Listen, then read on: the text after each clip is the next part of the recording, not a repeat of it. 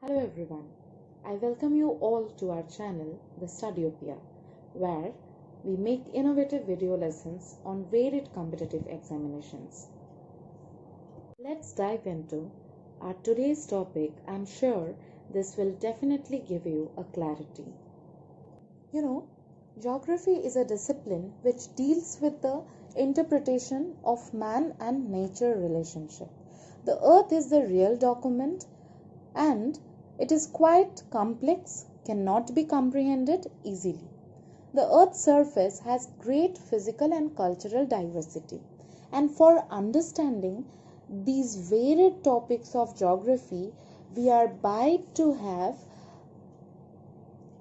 a clear idea about different hypotheses, theories, laws, models with different framework and system. So let us know what are the differences among these before diving into the geographical concepts, models and theories. Okay, let's begin with facts. Facts are nothing but the observation of the world around us. Whatever we are seeing, observing around us, these are facts. Okay, hypothesis, an explanation for a phenomena made as a preliminary point, first stage of our study for the further investigation, right?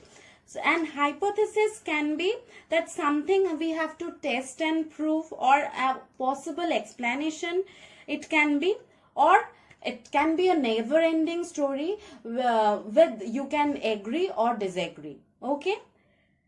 Next comes theory, a well-sustained explanation acquired through specific method, repetitive, tested and confirmed through observation and experimentation, used in making prediction. So a theory is a set of statements developed by a process of continuous abstractions aimed at a generalized statement explaining some phenomena.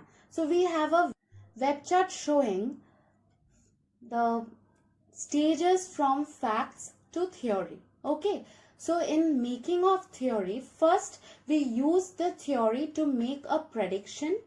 Then when the prediction is ready, we design experiment to test the prediction. Then we experiment or we test it and perform the experiment, and after the experiment we observe the result, then create a theory or we can modify the theory. So initially there is fact, then we have a generalized statement which is hypothesis, someone can agree or disagree on it. Okay, then we have some predictions and we test, we experiment, then after that experiment we got our theory and again prediction, facts, depending on that. Now when we understood the fact, hypothesis and theory, let us learn what is a law. Now, a statement based on repeated experimental observation that describes some phenomena of nature. Detailed statement with the help of mathematical equation or interpretation. Geographical study is never static. It is always dynamic, We have from facts to hypothesis, testable explanation, different theories, models and laws in understanding varied topics of geography. Okay. Now, let us discuss about model. A model is a purposeful representation of reality. Tools and techniques are used in proving the postulates or generalized statements. Okay.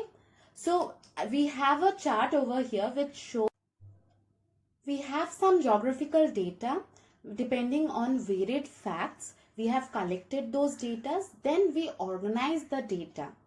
After organizing the data, we use varied tools and techniques to analyze the data, and depending on that, we make theory, model and law.